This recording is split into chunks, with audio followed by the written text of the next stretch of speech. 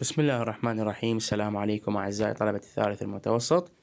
درسنا لهذا اليوم هو Unit 3 Lesson 10 الفصل الثالث الدرس العاشر. طبعا هو The Last Lesson درس الأخير من الفصل الثالث. هذه هو Story Time قصة. العنوان مالتها Things happen in nature for a reason، أشياء تحدث في الطبيعة لسبب ما. هذه القطعة أو القصة مطلوبة بالامتحان الشهري أو الوزاري أو نصف السنة.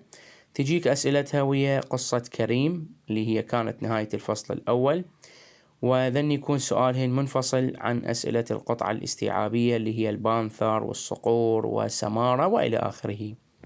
إن شاء الله رح نقرأ القطعة ونستخرج المعاني والأسئلة الوزارية أيضا اللي تخصها، وأيضا يوجد تمرين في كتاب الأكتيفيتي بوك النشاط رح نحله إذا الله سهل. هنا الصورة مو هالقد واضحة، فأنا أخذت لك القطعة بوضوح حتى نقراها بالتفصيل.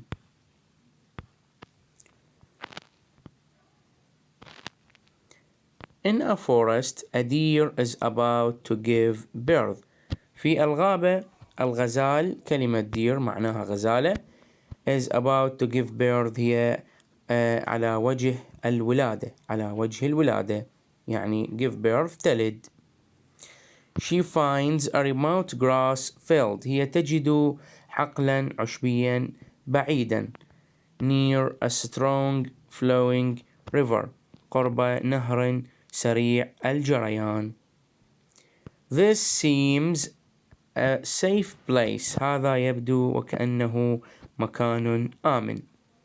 Suddenly فجأة labor pains، آلام الولادة begin تبدأ. إذن فجأة تبدأ آلام الولادة. At the same moment في نفس اللحظة dark clouds غيوم سوداء أو غامقة gather above تجمعت أو تتجمع فوق. And lightning lightning معناه البرق starts a forest fire يبدأ بحريق الغابة. She looks to her left، هي تنظر إلى يسارها and noticed a hunter with his bow، وتشاهد أو تلاحظ صياد مع قوسه أو ذو قوس. Pointing at her يؤشر عليها. To her right على يمينها she spots a hungry lion، هي تلمح أسد جائع approaching her يتقدم باتجاهها.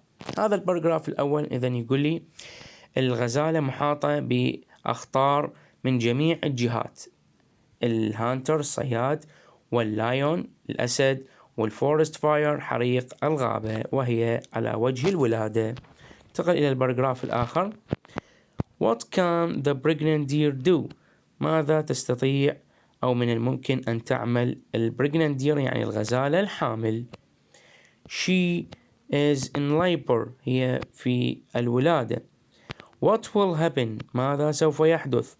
Will the deer survive هل سوف تنجو الغزالة. Will she give birth to her fawn هل سوف تلد صغيرها. هنا كلمة fawn معناها صغير أو ابن الغزال.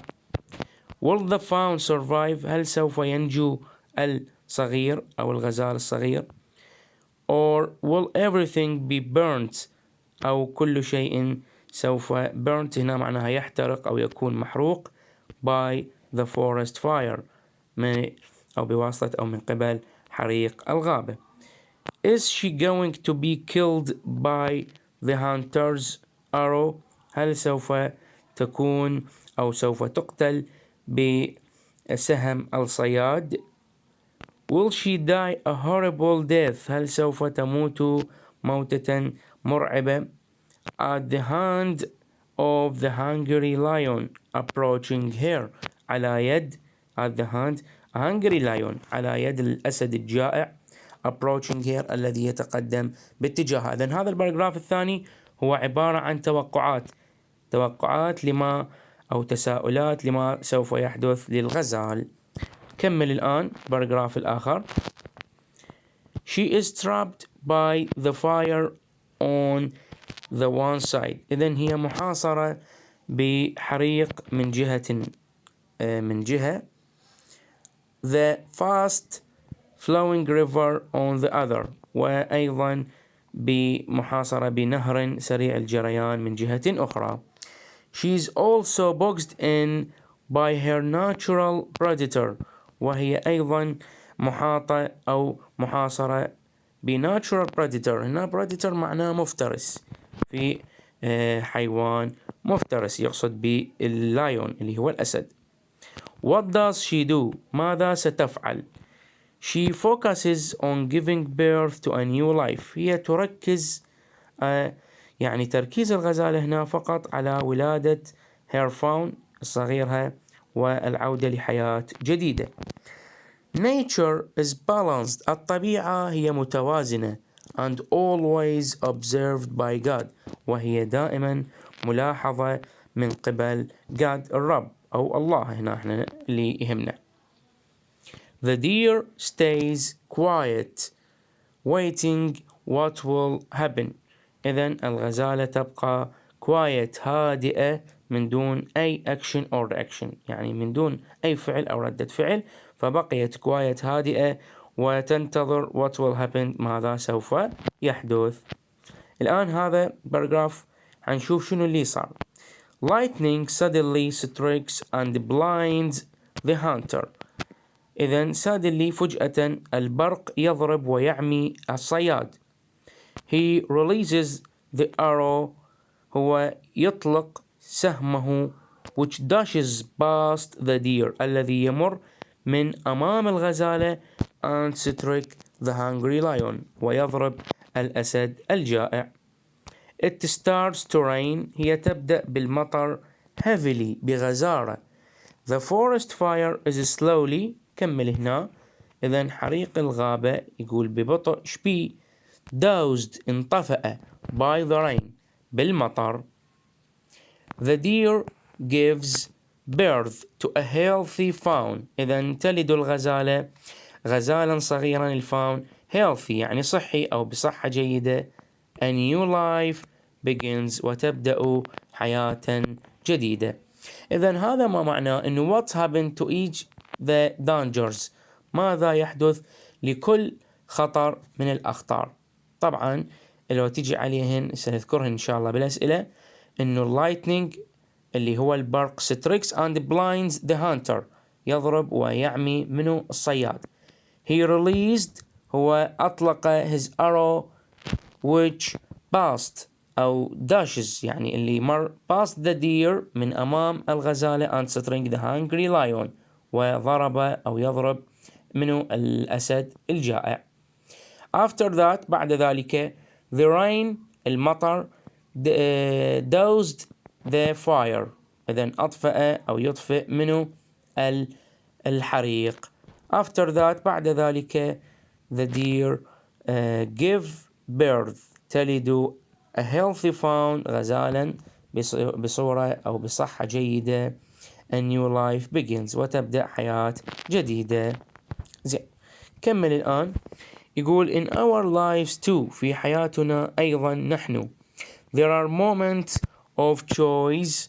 هنالك لحظات تمر علينا يعني ما معناه when we are confronted on all sides. نكون تواجهنا أمور من جميع الجهات. بماذا؟ with a negative thoughts and difficulties. بأمور سلبية وصعوبات. Some thoughts are so powerful. بعضها يكون قوي جدا that they overcome us.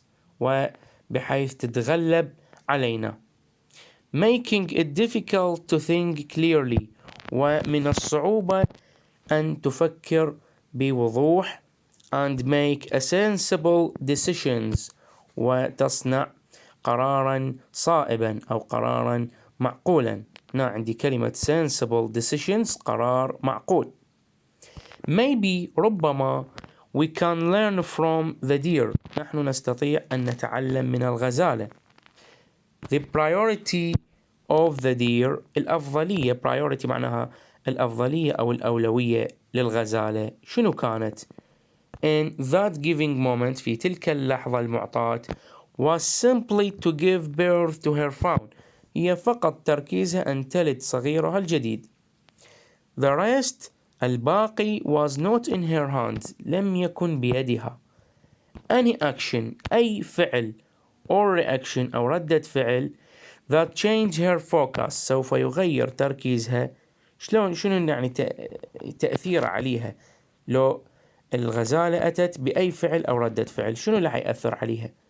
يقول would have most likely resulted in death or disaster سوف يتسبب بوفاتها أو بحدوث كارثة.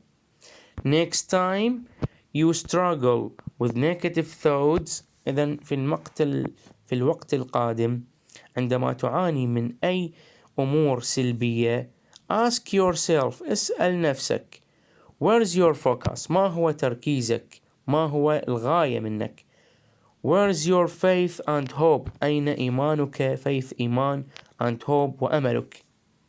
فيقول in the midst of any storm في وسط أي عاصفة ماذا يوجد عليك يعني شو تسوي do what you should do and leave the rest for God اعمل ما يجب عليك فعله واترك الباقي على الله. طبعا هذا هو زبدة القصة المورال lesson الدرس الأخلاقي مال القصة شنو هو إنه أنت من يكون عندك أي ظرف do what you should do اعمل ما هو عليك and leave the rest for Allah واترك الباقي على الله.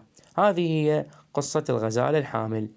الآن رح ننتقل إلى المعاني المهمة اللي وردت عندنا.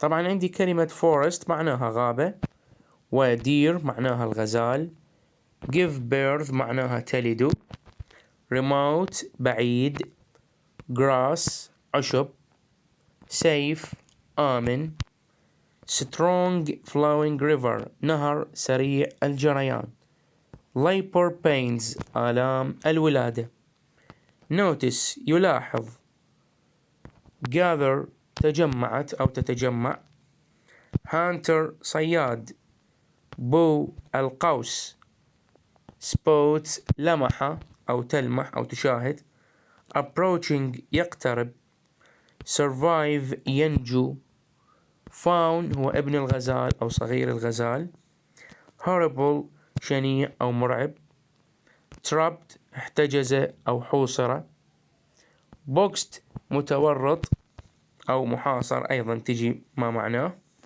predator مفترس وfocus يركز أو تركز balanced متوازن observed ملاحظ أو يلاحظ quiet صفة معناها هادئ arrow معناها السهم.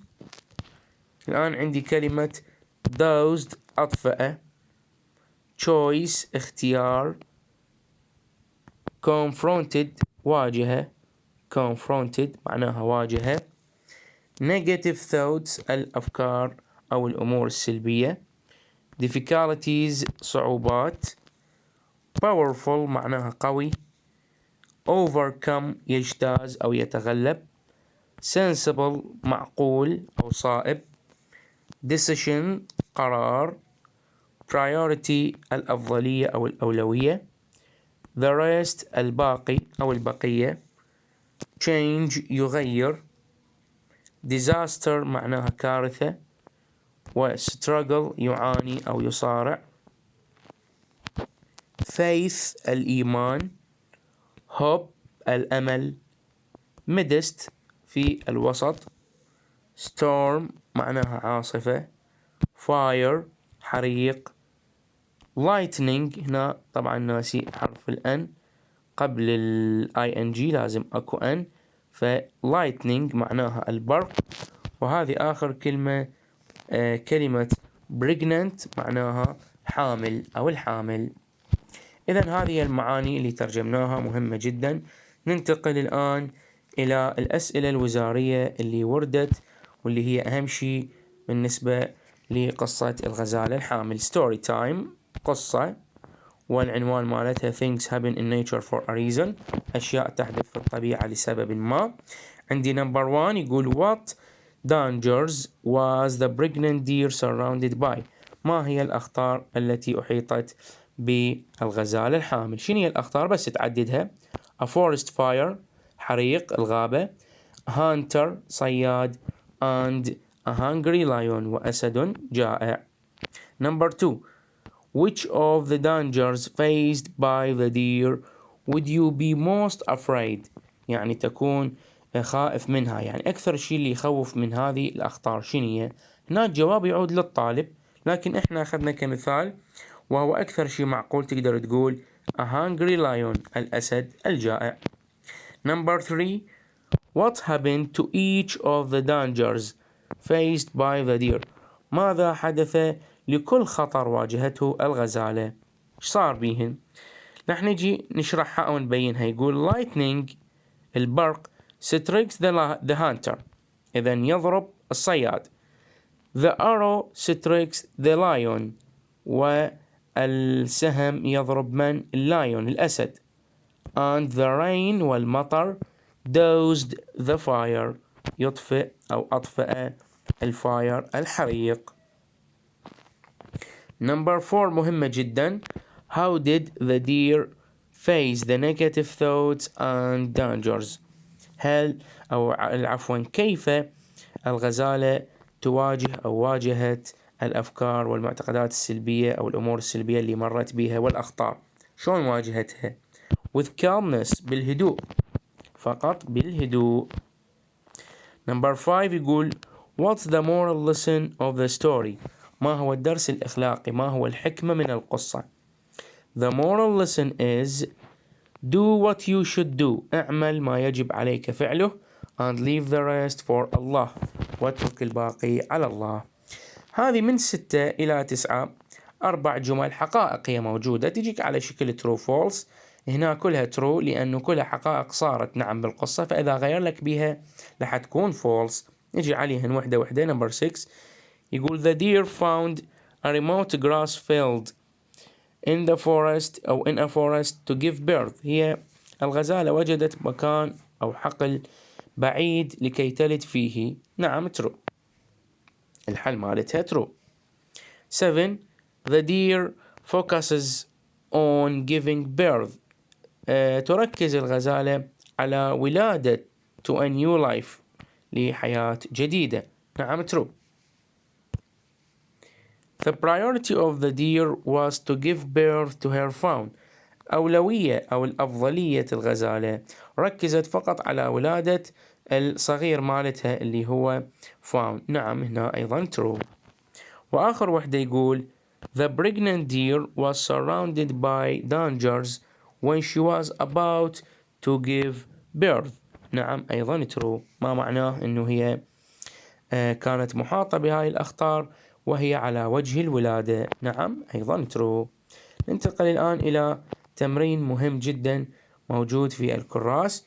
يقول write true or false. أنا كاتب لك تعاريف عن قطع الغزالة. الكلمات اللي موجودة هنا عندك بالخط المائل يريد تعاريفهن. يريد شنو؟ يريد تعاريفهن. يعني ونعطيك التعريف ويقول لك هل هو صح أو خطأ. فإحنا الصح اللي حنقول عليه صح، والخطأ اللي حنعطي التعريف مالته. أنت ما مطلوب من عندك بس تخلي لو true لو false. أو احتمال هو يجيك إنه يعطيك التعريف يريد الكلمة، والكلمات أيضا كتبناهن. A predator اللي هو الحيوان المفترس is an animal that kills، هو حيوان يقتل and eat ويأكل other animals الحيوانات الأخرى. إذن المفترس هو حيوان يقتل ويأكل الحيوانات الأخرى. هذه true صحيح. number 2 يقول a fawn اللي هو ابن الغزال is the word for young animal. كلمة fawn هي كلمة تطلق على الحيوان الصغير. قلنا احنا false. بعد شنو استاذ إذا أريد أقول صح؟ لازم تقول a fawn is the word for young deer، يعني تطلق على صغير الغزال وليس صغير أي حيوان، فهنا false. number 3 lightning البرق is a bright flashes of electricity in the sky، هي عبارة عن flash يعني ومضة، وbright مضيئة of electricity يعني هي ومضة كهربائية مضيئة in the sky في السماء. نعم هذه true صحيحة. آخر واحدة كلمة confront. confront يعني المواجهة أو يواجه. شنو معناها؟ means to have many problems and difficulties. تعني أنه أنت لديك مشاكل وصعوبات. false. لا. to overcome. faced and overcome. يعني التعريف الصحيح لازم يقول confront means to face up يعني تواجه and overcome وتتغلب على البروبلمز المشاكل والصعوبات. فهنا خطأ. هذا كل ما موجود في هذا اللسن درس العاشر اللي هو قصة الغزال الحامل. مهم جدا، وشكرا لحسن الإصغاء.